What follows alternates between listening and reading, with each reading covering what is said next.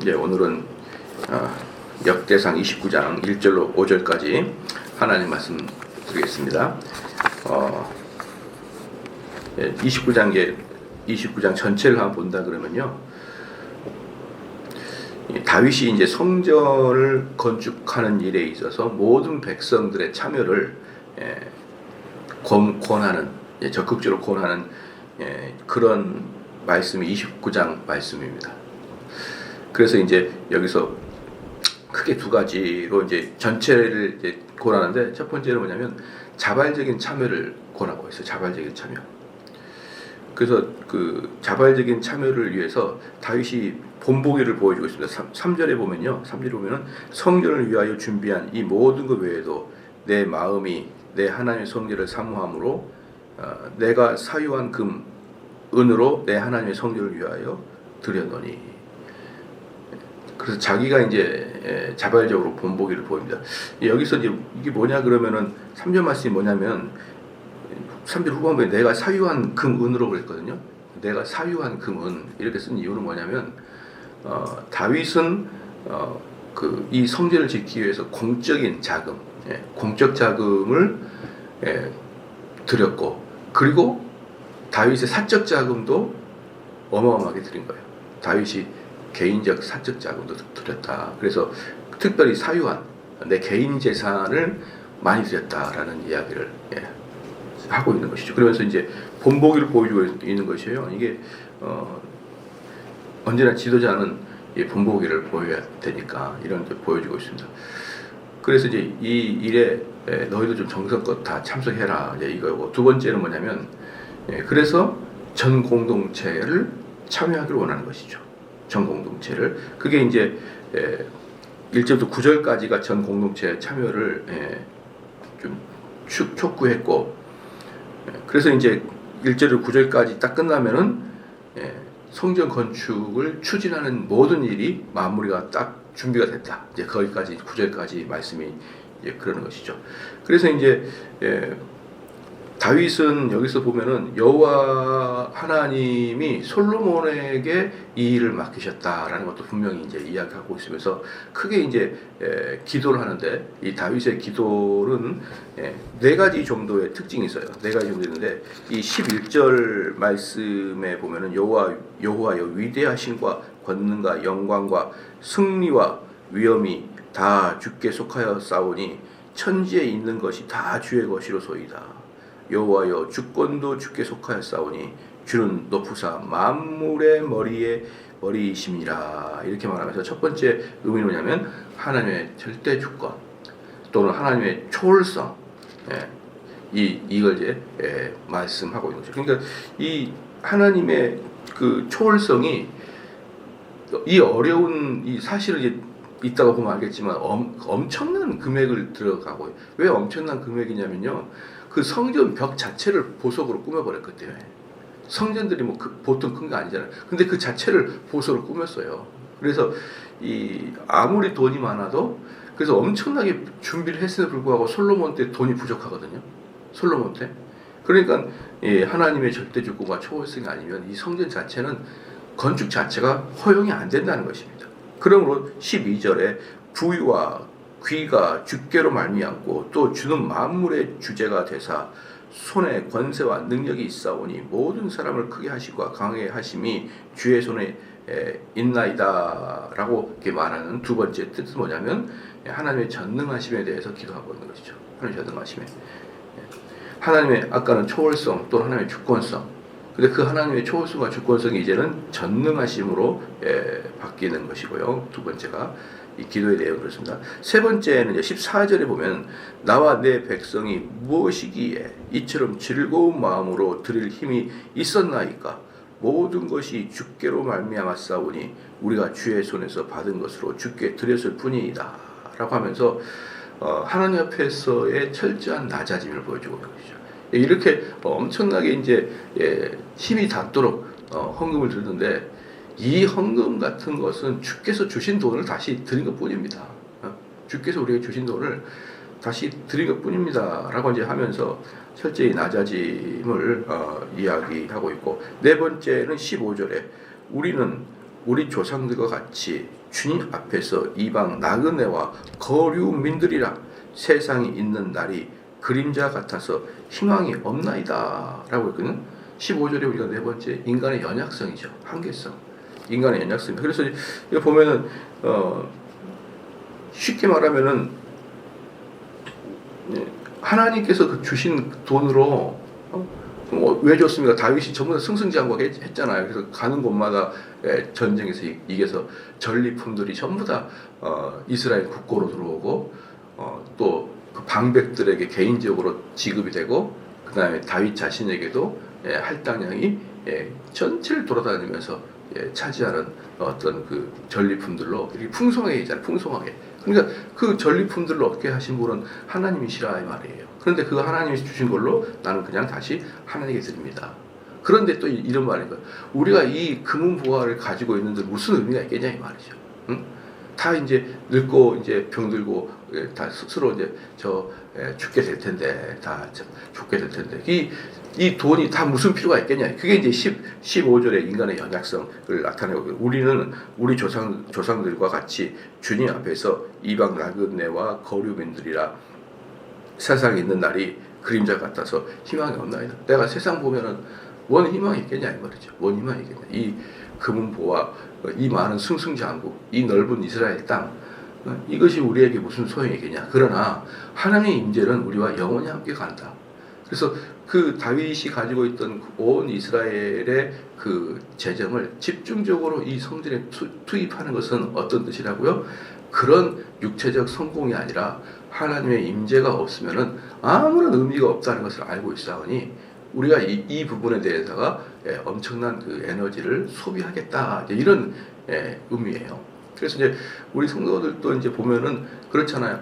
하나님을 섬기는데 우리의 가장 그 어때요? 진심을 하나님께 드리는 거예요. 진심을 이 세상에서의 어떤 부귀 영화보다 하나님을 향한 그 예배와 하나님을 향한 그 섬김, 하나님에게 내 마음을 드림 이것들보다 더 중요하겠냐 이 말이에요.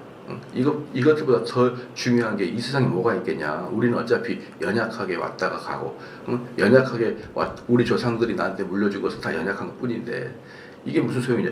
이게 이제 다윗의 기도의 네 가지 특징입니다. 첫 번째 하나님의 절대적 주권 또 초월성, 두 번째는 하나님의 전지전능하심이고 세 번째는 하나님 앞에서의 인간의 약함 또는 겸손함 또 네 번째 인간의 연약성 이것을 쭉 기도를 하는 게 이게 이제 다윗의 기도의 핵심이었어요. 그리고 마지막 다윗의 기도의 핵심은 뭐냐면 이제 20절에서 25절까지에 있는데요. 이제 이 모든 것이 솔로몬의 기름 부음으로 넘어갔다. 이게 솔로몬의 기름 부음으로 20절을 보면 다윗이 온 회중에 이르되 너희는 너희 하나님 여호와를 송축하라 하매 회중이 그의 조상들의 하나님 여호와를 송축하고 머리를 숙여 여호와와 왕께 절하고 딱 그렇게 하면서 어떻습니까? 23절 솔로몬이 여호와께서 주신 왕 위에 앉아 아버지 다윗을 이어 왕이 되어 형통하니 온 이스라엘이 그에게 명령 순종하라. 이제 그러면서 이 모든 뭡니까? 그 주의봉을 솔로몬에게 넘기는 이제 일로 역대상을 마무리하는 것이요. 이 모든 일에 진두지휘는 솔로몬이다라고 하면서 모든 것이 이렇게 넘기는 그런 상이. 그러니까 참 재밌는 게 뭐냐면은 자신의 가장 사랑하는 아들 솔로몬에게 왕권을 확실하게 넘겨주면서 또한 그 넘겨줌에 있어서의 잔치를 성전 건축으로 이제 잔치로 이제 딱 돌리는 것이죠. 그러니까 뭐 완전히 뭐라 그럴까요? 이스라엘 역사에서 가장 아름답고 또 가장 즐거운 시간이 바로 역대상 29장 마지막의 모습인 것이죠. 참 재밌다고 뭐 아니할 수가 없죠. 자, 이제 1절부터 볼까요? 1절부터 보면은 29장에서 한번 쭉 훑어봤으니까 이 다윗 왕이 온 회중에게라는 것은 뭐냐면 이 잔치에 참여한 각 지파의 방백들과 또는 귀족들과 그 대표단들이에요. 그러니까 지금 예루살렘에 모여가지고 이 사람들이 지금 잔치를 뽑히는데 전체 이스라엘 국민들 전체가 아니고 그 방백들 이스라엘 그 각 지파를 대표하는 사람들이 모였는데 온 회중에 이르되 내 아들 솔로몬이 유일하게 하나님께 택하신 바 되었으나, 여기서 보려면 하나님이 솔로몬을 택했다라는 걸 분명하게 인식을 시키는 거예요. 하나님이 솔로몬을 택했다. 아직 어리고 미숙하며 이 공사는 크도다.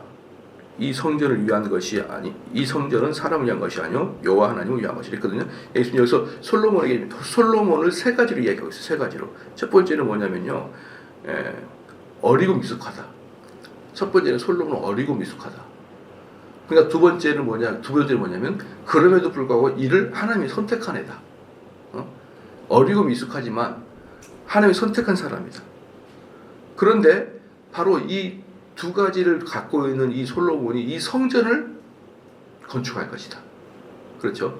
이 세 가지를 이야기하면서 결론이 뭐냐면, 그러니까 너희들이 도와야 된다 이 말이에요. 그러니까 왜? 어리니까, 미숙하니까. 그럼에도 선택하신 거니까, 하나님이 그를 선택하셨으니까. 그래서 하나님께서는 너희들 통해서 그 솔로몬을 섭리를 도와야 된다. 이제 이런 의미예요.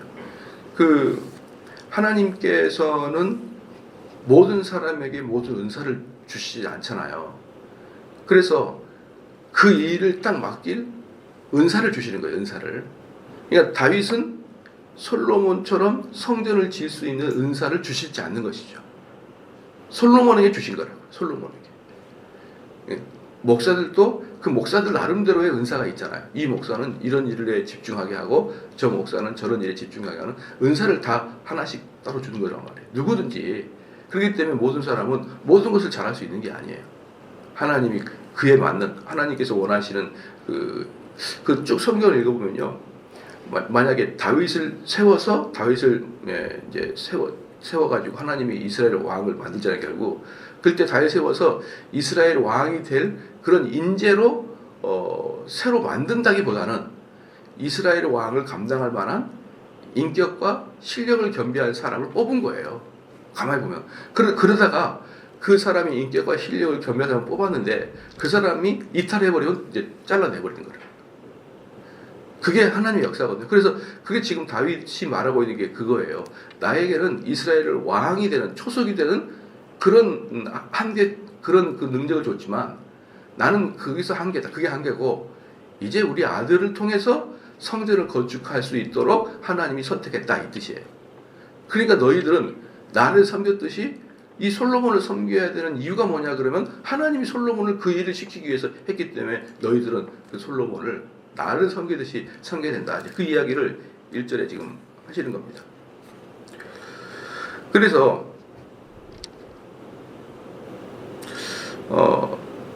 2절 말씀에 내가 이미 내 하나님의 성전을 위하여 힘을 다하여 준비하였나니 곧 기구를 만들 금과 은과 녹과 철과 나무와 만호와 가공할 금은 보석과 채석과 다른 모든 보석과 옥돌이 매우 많으며, 2절에 나타나 있는 것이 뭐냐 그러면 내가 공적 자금으로 이미 엄청나게 많이 했다는 거예요. 내가 공적 자금으로 공적 자금을 했다. 그런데 이제 여기서 보면은 왕으로서의 준비한 것이 2절의 모습이에요. 왕으로서 준비한 것. 그래서 아주 자세하게 내가 이렇게 했다 이렇게 쭉 나타나는데, 거기에 비해서 이제 3절은 뭐라고 그랬죠 아까? 사적으로 내가 또 드리는 거야. 내가 사적으로 드리는 것이다라고 했어요. 이 차이를 분명히 이제 한 것이죠. 그러니까 이 다윗은 엄청난 돈을 줬습니다. 왜냐하면 나중에 보면 알겠지만 다윗의 그 들여진 금액으로 다윗이 사적으로 드린 금액이 있잖아요. 공적 자금 말고 사적 자금으로 드린 것은 뭡니까? 성전 내부의 벽에 보석으로 다 이렇게 둘러쳐요. 보석으로. 우리가 그 사우나탕에 들어가면 벽에 막 전부 다 형형색색의 돌로 둘러놨잖아요. 형형색 돌. 그런 개념으로 보면 되는 거예요. 그런 개념으로 보면 된다. 그러니까 여기서 보면은 2절 보면은 금과 은 있죠. 녹과 철이 있고 나무와 만호는 뭐냐면, 만호는 제사장의 예복과 흉패를 장식하는 보석이에요. 예복. 제사장이 입는 조끼가 있거든요. 거기에 장식한 그 뭡니까 그 보석이 만호입니다. 만호. 이 만호의 원산지가 어디냐면요. 놀랍게도요. 창세기 2장 11절 12절에 보면요. 에덴 동산에 하윌라라는 강이 만호의 원산지예요. 그러니까 이 만호는 에덴 동산과 가까운 곳에서 났기 때문에 엄청나게 이제 귀한 것이죠. 정확하게는 그래서 어떤 모양인지는 몰라요. 그런데 이 만호라는 것은 제사장의 에봇에다가 부착하는 보석이기 때문에 엄청나게 비쌀 것이다라는 추측만 할 수가 있어요. 그 다음에 2절에 보면은 뭐냐면은 만호와 가공할 검은 보석, 가공하다. 이 가공하다라는 것은 뭐냐면 제사장의 옷이나 기타 여러 기구들의 장식된 보석들을 말합니다. 가공할 검은 보석.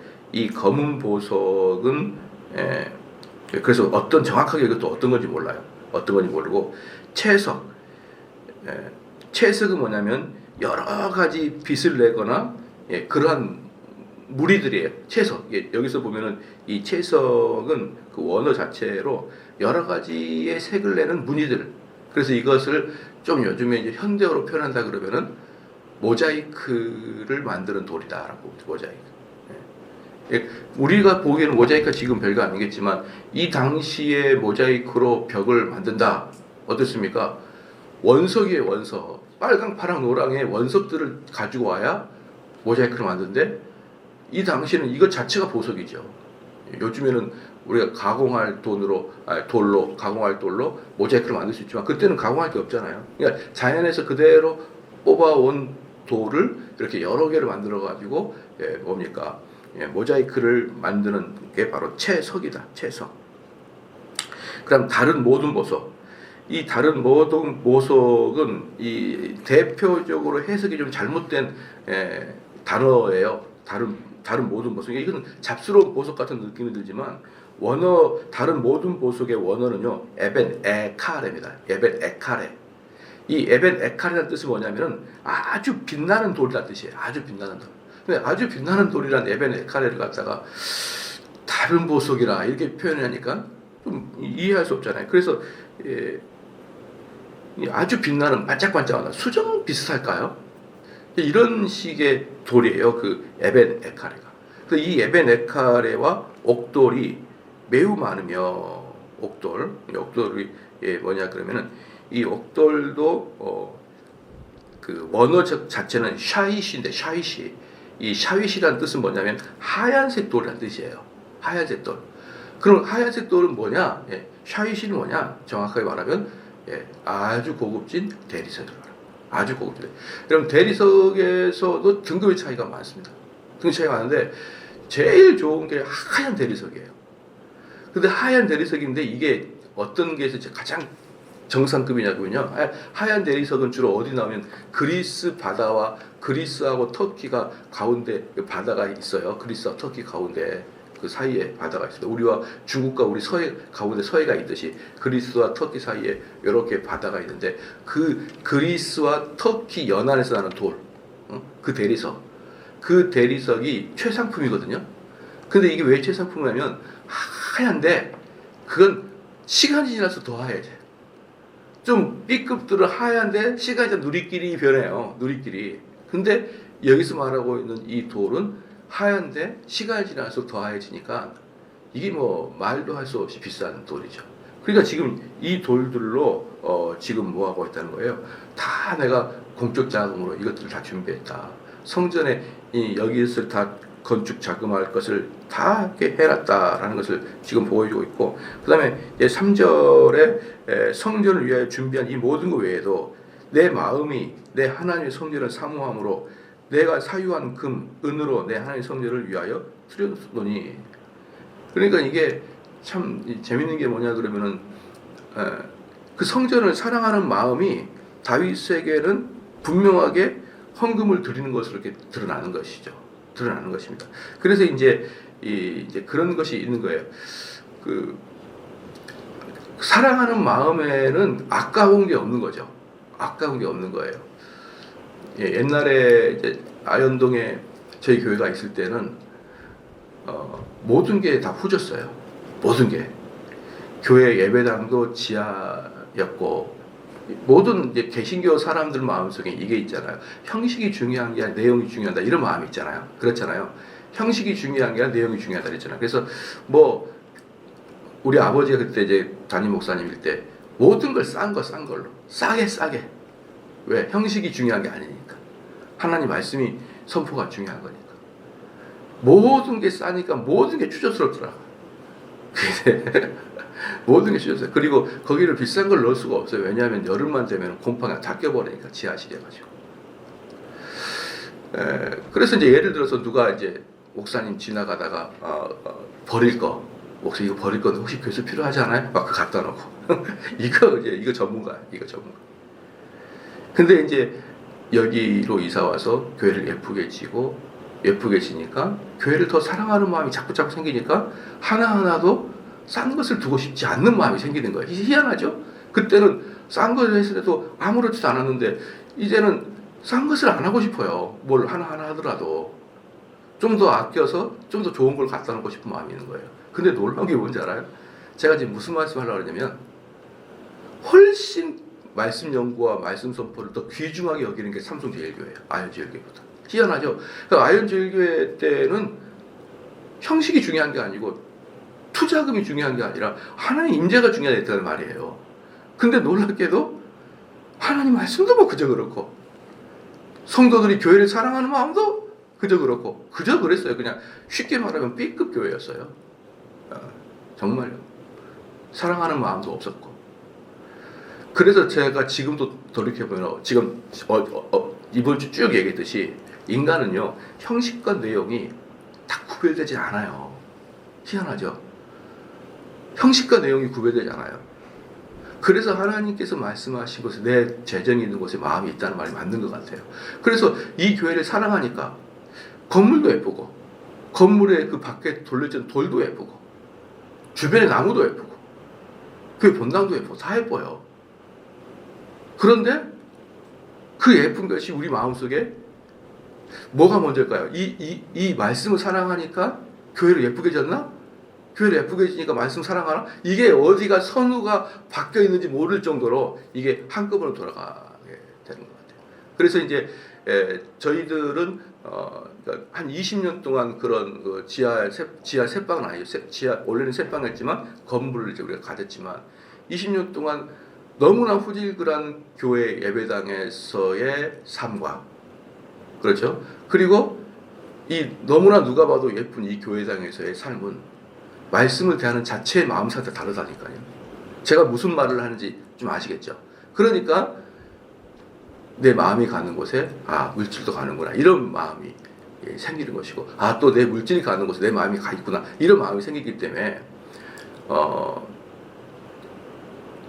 다윗의 이 이야기가 10분 이해가 되는 것이죠. 그래서 3절에 성전을 위하여 준비한 모든 것 외에도 내 마음이 내 하나님의 성전을 사모로 내 마음이 내 하나님의 성전을 사모하게 되므로 내가 사유한 그 문으로 내 하나님의 성전을 위하여 드렸노니라고 말을 하는 거예요. 그래서 곧 오빌의 금 3,000달란트와 순은 7,000달란트라 모든 성전벽에 입혔으며 근데 얼마를 여기서도 보십시오. 2절은 공적 자금이거든요. 공적 자금을 이야기할 때는 아주 세밀하게 뭘 했고 했어요. 근데 3절부터 4절까지는 사적 자금이거든요.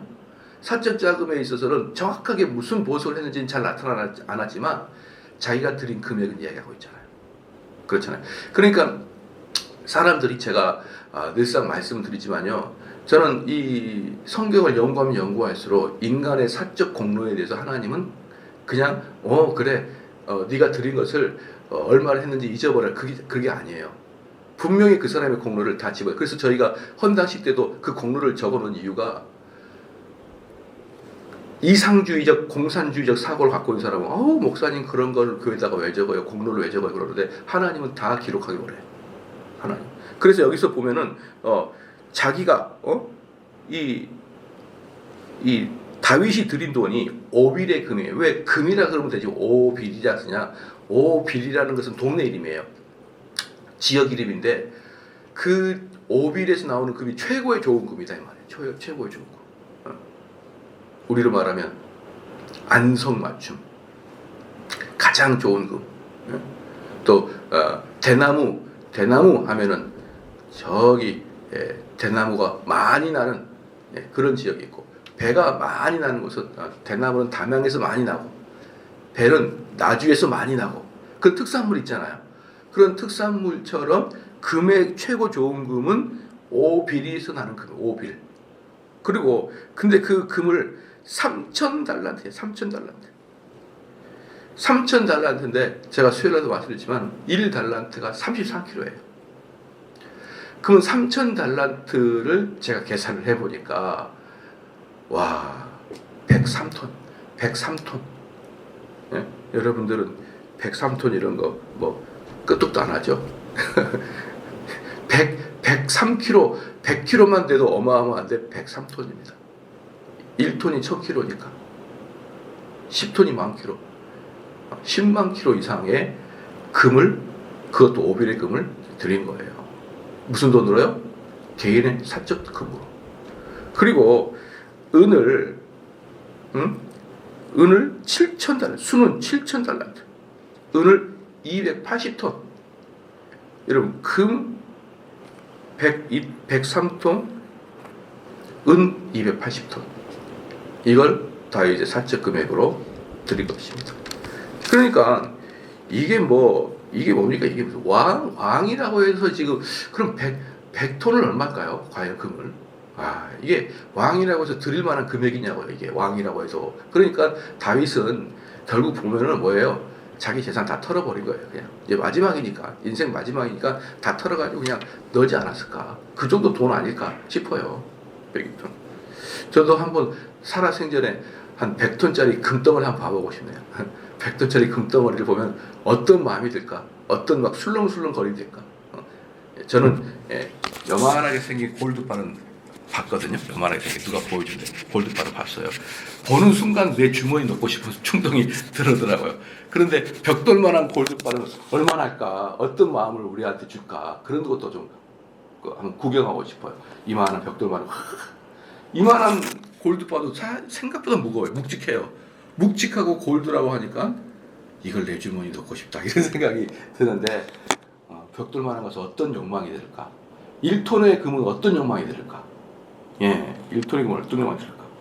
그래서 이 4절 말씀 봐봐요. 7,000달란트라 모든 성벽에 입혔어. 그러니까 성벽 안에 그 금으로 어때요? 돌려버린 거예요. 그 금으로. 금과 은으로, 그냥 여기서 보면 금과 은을 이야기한 것이지만, 각종 동과 철도 분명히 들었을 거예요. 그런데 비싼 것만을 이야기한 거죠. 왜냐 그러면 성전 내부로 입힐 때 동도 들어갔고 철도 들어갔거든요. 그러나 금과 은을 대표로 쓴 것이기 때문에 더 사적 재산을 냈을 것이다. 그런데 그게 얼마나 크냐면 각종 방, 성전이 보통 큽니까? 거기에 지성소, 성소, 또 뭡니까? 구르벤 천사 날개들, 이런 모든 것들을 금으로 다 입혀버렸다. 다. 그러니까 이게 성전에 딱 들어가게 되면 어떤 느낌이 날까요? 전체가 금 도금하는 데로 쑥 들어가게 된 거예요. 어마어마한 거죠. 그러니까 이 일을 인간이 한 게 아니다라고 다윗이 한 거죠. 이 성전은 이 지구상의 지금까지 모든 건물보다 이 다윗이 설계한 이 성전이 가장 아름답겠죠. 왜? 금덩어리니까 해. 금덩어리니까. 그 다음에 5절 말씀에 금은 그릇을 만들며 장인의 손으로 하는 모든 일에 쓰게 하였으니, 근데 그 금뿐만 아니라 또 뭘 한다고요? 그것을 장인들이 만든 그 그릇들 있잖아요. 그릇을 전부 다 뭐예요? 금도금 시킨 거예요. 금도금, 은도금 시킨 거죠. 장인의 손으로 하는 모든 일에 쓰게 하였으니 오늘 누가 즐거이 소래 채워 여호와께 드리겠느냐 하는지라. 이 즐거이 채우다 이것은 뭐냐면, 채우라는 뜻이 뭐냐면 말레입니다. 말레. 히브리 원어로 말레인데, 이 말레는 뭐냐 그러면은, 원래 구약에서 이 말레라는 뜻이 뭐냐 그러면은 성직자들 제사장들을 향해서 특별히 구별하여 쓰시다. 특별히 구별하였었다. 너는 선택되었다라는 단어가 바로 말레입니다. 말레. 그러니까 이게 이제 무슨 뜻이냐 그러면요. 금은 그릇을 만들며 장인의 손으로 하는 모든 일에 쓰게 하였으니 오늘 누가 질거이 손에서 하나님께 선택되어서 하나님께서 따로 구별하여서 그 다음에 여호와께 드리게 하였는지라 이렇게 하는 것이죠. 그러니까 지금 다윗의 마음속이 뭡니까? 성전의 벽, 그릇 이 모든 것들은 하나님이 택하셔서 하나님이 따로 구별하셔서 복을 주는 도구다라는 것이죠. 복을 주는 도구라. 그래서 이 다윗은 어떻습니까? 이 모든 것이 하나님이 작정하시고 선택하신 것이고 우리는 그 일에 우리가 힘을 다하도록 우리가 따르고 있는 것입니다 라는 뜻이거든요. 그러면서 오늘 누가 즐거이 손에 채워 그러면서 이 모든 일을 자발적으로 즐겁게 하라는 것이에요. 자발적으로 즐겁게. 우리의 이스라엘이 참 보면 이스라엘이 아브라함에서부터 이스라엘이 시작하잖아요. 아브라함에서부터 이스라엘이 시작되는데 그 아브라함에서부터 시작되어서 결국 뭡니까? 나는 너희와 동행하는 여호와다라는 이야기를 계속적으로 하는 거예요. 두려워 말라, 놀라지 말라, 나는 너의 하나님 되리라. 이 이야기가 출애굽부터 시작해가지고 계속적으로 반복되다가 결론적으로 그 일이 이루어진 게 성전 건축이라고요. 이제 성전 건축은 뭐가 됩니까? 더 이상 여호와께서 돌아다니시지 않으세요. 이스라엘 입장에서 이 성전에 임재하신 분이에요. 이제 그러니까 이스라엘의 아브라함에서부터 시작된 이스라엘 민족의 모든 소원이 다윗 때 아니다 좀 더 구체적으로 말하면 솔로몬 때 이루어지는 거라고. 솔로몬 때 완전히 이제 그 성전이 이스라엘의 딱 그 전까지는 여호와 하나님이 성막에 계심으로 말미암아 옮기면은 따라갔다가 그런 사고를 가지고 있었는데 이제는 영구히 변치 아니하는 성전으로 들어온 이 사건이기 때문에 결국은 이게 뭐냐면 이스라엘의 구약의 정점이 바로 이 사건이라고. 정점이. 그러니까 다윗은 기뻐 아니할 수가 없는 거예요. 기뻐 아니할 수가 없고 이 의식을 나만 깨닫는 게 아니라 모든 백성이 깨달아야 되는 거예요. 모든 백성이 깨닫고 지금 우리가 하고 있는 이 모든 것은 성전의 임재, 하나의 임재가 여호와께서 영원히 우리를 떠나지 아니하는 그 절대적인 사건에 너희들이 어떻게 하냐? 자발적이고 기쁘고 즐거운 마음으로 다 참석하라. 그래서 사실은 이 성전 건축하는 데 있어서 어마어마한 자금이 들었음에도 불구하고 이걸 다 해냅니다. 이스라엘 사람들이. 다 해내고 이스라엘의 최정점의 기간을 살아가는 것이죠. 그렇죠? 여러분들의 가장 기쁜 날이 언제일까요? 성령께서 여러분 내면에 딱 내주하는 그 시기 있어요. 성령께서 내 마음에 내주하는 그 시기에서부터 딱 그러는 것입니다. 그래서 그게 얼마나 기쁜지 몰라요. 가끔 가다가